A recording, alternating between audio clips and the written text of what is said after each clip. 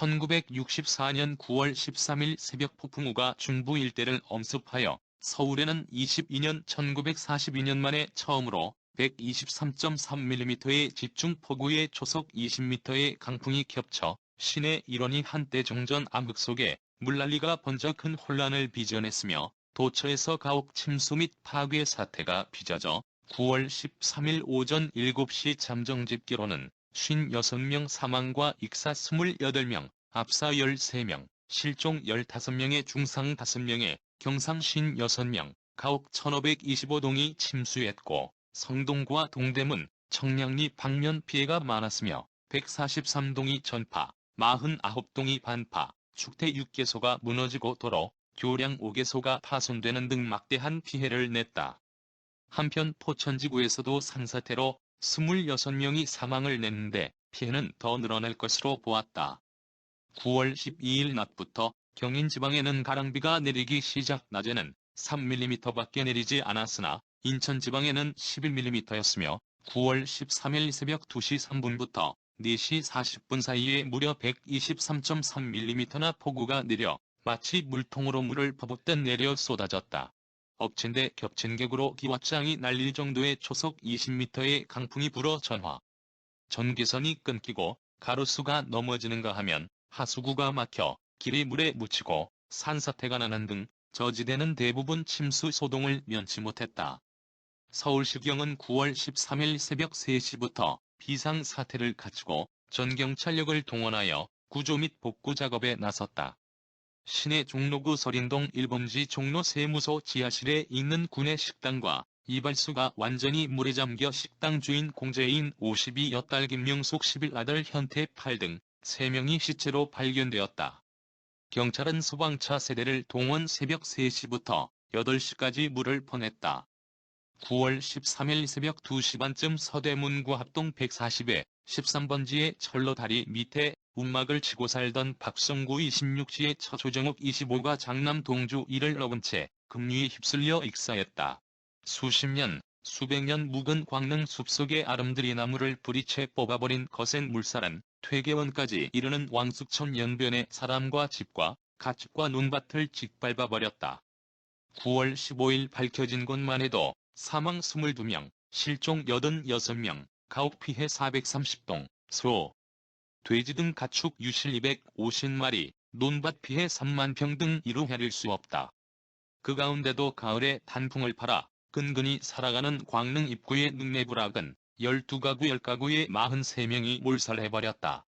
지금까지 12구의 시체만 찾고 아직 31명은 실종으로 돼 있지만 폭우가 그친 지 이틀이 지나도록 돌아오지 않는 걸 보면 죽은 게 틀림없다는 마을 사람들의 애기이다. 능내에서 벌이하겠다고 한 달 전에 말구리에서 왔다는 임신 9개월의 말구리 여자는 아들, 딸 둘과 함께 죽어갔고 한 가족이 몰살한 것은 한두 집이 아니었다. 이번 폭우로 양주군에서 가장 많은 피해를 낸 왕숙천변에 자리 잡은 4개 부락에서 모두 108여 명이 사망 또는 실종됐는데 생존한 주민들과 경찰은 횃불을 켜들고 밤새 시체 인양 작업을 계속하였으며 9월 14일 아침 7시까지 18구의 시체를 인양해냈다. 또한 캠핑 왔던 대학생 4명의 행방을 전혀 알 수 없고 영화 촬영용 세트 관리자 1명과 군인 1명도 실종된 채 생사를 모르고 있다. 물질적으로 가장 큰 피해는 이 부근에 자리 잡고 있는 제 의무보급창의 군수 물자가 몽땅 유실돼 버린 것이다.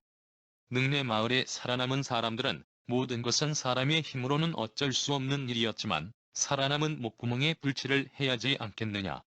면서 당국의 긴급 구호를 손꼽아 기다리고 있다.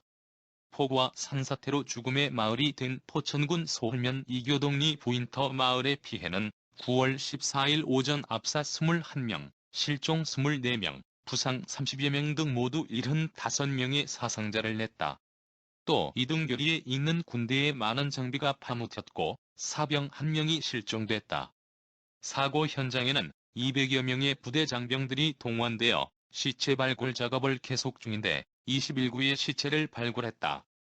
이곳 마을 사람들은 실종된 24명도 아마 파묻혔거나 떠내려가 죽은 것으로 보고 있다. 부인터 마을의 59가옥 중 13동이 매몰되고 22동이 전파되고 나머지 집도 많이 부서졌다. 9월 13일 새벽 강풍과 폭우로 의정부시와 양주군 일대가 한때 물바다를 이루어 이날 밤 9시에는 49명이 죽고 134명이 실종, 50명이 부상, 233명의 인명피해와 800동의 가옥피해를 냈다. 9월 13일 새벽 폭우로 일군 사령부 야부대에서 장병 2명이 죽고 4명이 중상에 5명이 실종됐으며 임시 건물인 토막사 40채가 전파, 12동이 반파되고 영구 건물 2동이 전파됐다고 일군 사령부에서 밝혔다. 9월 15일 10시 치안국 집계에 의하면 이번 폭우로 말미암은 전국의 사망자는 211명, 실종은 206명으로 불어났으며 총피해액은 2억 6천만 원에 달한다고 했다. 상세 발표 상황은 다음과 같다. 사망 211명, 실종 206명, 부상 317명, 이재민 33,079명, 건물 전파 9,263동으로 발표되었다. 1964년 9월 13일 새벽 쏟아진 120mm가량의 폭우와 20m의 강풍으로 사망 211명과 실종 206명, 부상 317명의 인명피해와 가옥피해 9,000동 가까운 피해가 생긴 것은 인력으로는 어쩔 수 없는 갑작스런 천재에도 큰 원인이 있었지만 하천 관리가 제대로 안 되었고 축대와 가옥 뒤에 산이 튼튼하지 않은 점과 판잣집이 많았다는 것 등이 큰 원인이었던 것으로 드러났는데 서울 시내에서 가장 피해가 심했던 성동구의 경우도 역시 기량 쪽에 늘어선 개천 위의 판잣집이 참사를 불러온 것이다. 폭우가 쏟아진 후 반 시간 만인 이날 새벽 2시 50분쯤 개천 뒤의 판잣집은 모두 쓸려나가 이태원에서 청량리로 뻗은 길을 뚫고 나가는 높이 6척의 배수관에 걸려 하수구를 메웠기 때문이다. 이로 인해 빠지지 못한 탕류로 결국 이 일대는 물바다가 되었다. 이 개천이 범람하게 된 것은 개천둑을 쌓을 때 주민들이 자비로 했기 때문에 개천폭을 마음대로 좁혔기 때문이다.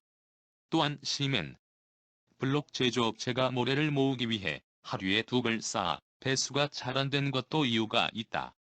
참고로 이 시절에는 때 아닌 콜레라로 힘들었는데 1964년도에는 995명 중 76명의 사망자가 발생했으며 1946년에는 1만 5천 명의 사망자가 있었다 한다.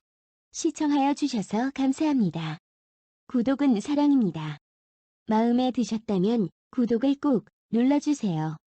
행복한 하루 되세요.